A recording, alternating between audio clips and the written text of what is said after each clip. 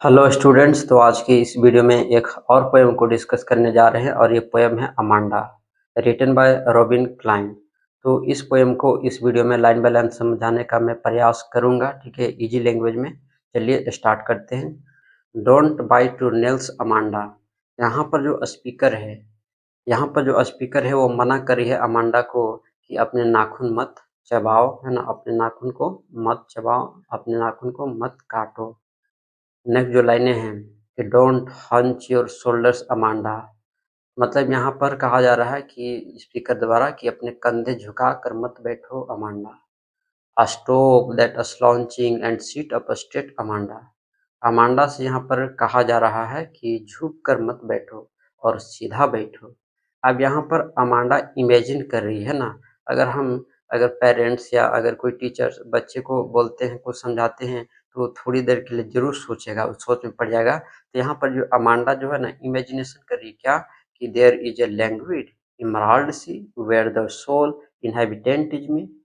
कि अमांडा यहाँ पर इमेजिन कर रही है कि वह एक शांत हरे रंग के समुद्र में है जहाँ सिर्फ वही रहती है, सिर्फ हम ही को बोला जा रहा है, ठीक है। नेक्स्ट जो लाइन है कि मेरमेड ड्रिफ्टिंग ब्लिसफुली, वह अपने आप को एक जलपरी मानती है जो खुशी खुशी पानी में तैरती है। तो ये अमांडा का इमेजिनेशन है। नेक्स्ट स्टेंजा सेकेंड की पहली line, did you finish your homework Amanda. अब स्पीकर के द्वारा फिर से इसको कहा जा रहा है कि क्या अमांडा ने अपना होमवर्क पूरा कर लिया। Did you tidy your room Amanda. अब यहाँ पर पूछा जा रहा है कि क्या उसने अपना कमरा साफ कर लिया है। I thought I told you to clean your shoes Amanda.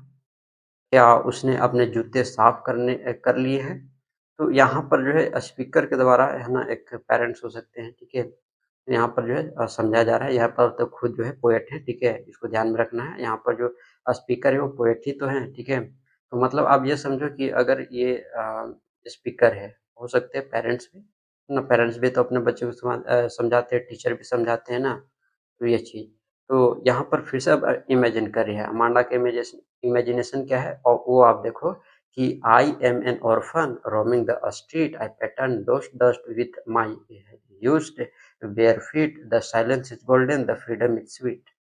Amanda सोचती है कि वह एक अनाथ है जो सड़कों पर स्वतंत्र रूप से घूम रही है और अपने नंगे पैरों से धूल में डिजाइन बना रही है, और वो सोचती है कि मौन सोने के समान कीमती है और स्वतंत्रता क्या है, मिठी है। तो साइलेंस क्या है, गोल्डन है, और फ्रीडम इज स्वीट। बहुत अच्छी यहाँ पर लाइन यूज हुई है कि वह सोचती है, अमांडा सोच रही है कि मौन सोने के समान कितनी कीमती है और स्वतंत्रता कितनी मीठी होती है। Next stanza three, don't eat the chocolate Amanda. अब यहाँ पर चॉकलेट खाने के लिए मना किया जा रहा है। रिमाइंडर जो एक्ने अमांडा, मतलब उसे याद दिलाया जा रहा है कि चॉकलेट खाने से चेहरे पर फुहासे आ सकते हैं ना। तो नेक्स्ट लाइन है कि will you please look at me when I am speaking to you Amanda. मतलब यहाँ पर स्पीकर जो है कह रही हैं, है ना, बता रही हैं कि जब मैं तुमसे बात कर रहा हूँ तो मेरी तरफ देखो। अब यहाँ पर फिर से अमांडा इमेजिनेशन कर रही है। I am Rapunzel, I have not a care, life in a tower is tranquil and rare, I shall certainly never let down my bright hair. अब अमांडा खुद को जो है रेपुंजल मानती है ना, जो जो एक मीनार में बिना किसी चिंता के शांत जीवन जी रही है। और वह कहती है कि वह कभी अपने लंबे बाल नीचे नहीं लटकाएगी ताकि कोई ऊपर न आ सके।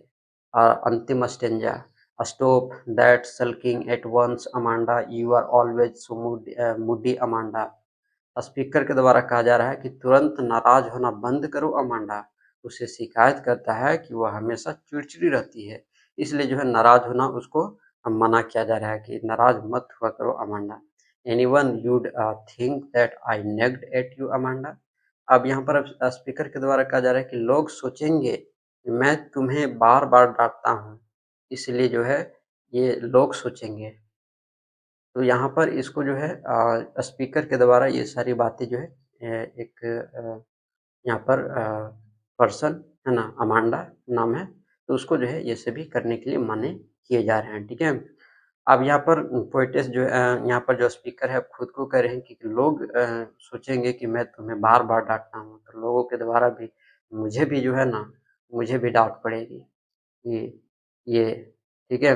तो इस तरह से जो है ये खत्म होती है पोएम। लाइन बाय लाइन इसको समझाने का प्रयास किया हूँ। आई होप आपको ज़रूर समझ में आया होगा। यह कविता जो है दिखाती है कि कैसे अमांडा को लगातार डाँट और आदेश मिलते हैं और वो अपनी कल्पनाओं में भागकर स्वतंत्रता महसूस करती है, इंडिपेंडेंस महसूस करती है।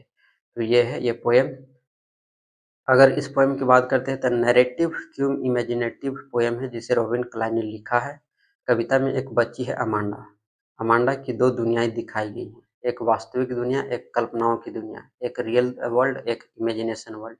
रियल वर्ल्ड में जहाँ उसे लगातार आदेश दिए जा रहे हैं, ऑर्डर दिए जा रहे हैं, है ना, डांटे जा रहे हैं और नियम मिलते हैं, ये सभी जो है मिलते हैं, जैसे नाखून मत चबाओ, होमवर्क करो, जूता साफ करो, ये सभी क्या है, रियल वर्ल्ड है। लेकिन ये इमेजिनेशन वर्ल्ड की अगर हम बात करें इसकी, इस बच्ची की, तो वहाँ पर वो आज़ाद दिखती है ना, कि अकेली है, आज़ाद है और बिना किसी रोक टोक के जी रही है, जिसे खुद को जलपरी समझ रही है, अनाथ है ना, रेपुंजल के रूप में यहाँ पर जो हुआ है ना पोएम में यूज, तो वो चीज़। तो ये है ये पोएम। और इसका मतलब कविता ये भी रिप्रेजेंट करती है कि बच्चों को बहुत अधिक रोक टोक करने से वे मानसिक रूप से थक जाते हैं और वे अपनी कल्पना की दुनिया में भागकर ही राहत पाते हैं। तो इसमें जो है child psychology, freedom versus control और इमेजिनेशन से एस्केप जैसे जो है थीम इस पोएम में है। ठीक है। इनका पूरा नाम रॉबिन क्लाइन का रॉबिन एम सिमॉग क्लाइन है। इनका अगर जन्म देखें तो 28 फरवरी 1936 में जन्म हुआ था, न्यू साउथ वेल्स, ऑस्ट्रिया, है ना, ऑस्ट्रेलिया। उसके बाद हम रॉबिन क्लाइन की बात करें तो जैसा कि मैंने बताया ये ऑस्ट्रेलियन राइटर हैं। ठीक है। और जो खास करके बच्चों और जो है ना एडल्ट के सॉरी एडल्ट करेंगे एडोलसेंस है ना, एडोलसेंस के लिए जो है लिखी गई कहानियों के लिए ये जो है ये राइटर जानी जाती हैं। इनकी रचनाओं में ह्यूमर, रियलिज्म और सोशल थीम्स का जो है मिक्सचर आपको देखने के लिए मिलेंगे। इन्होंने जो है 20 से अधिक बुक्स लिखी हैं, है ना, जिनमें से हेटिंग एलिसन एस्ले है और come back to show you I could fly जो है, ये सब फेमस है इनकी वर्क्स। ठीक है।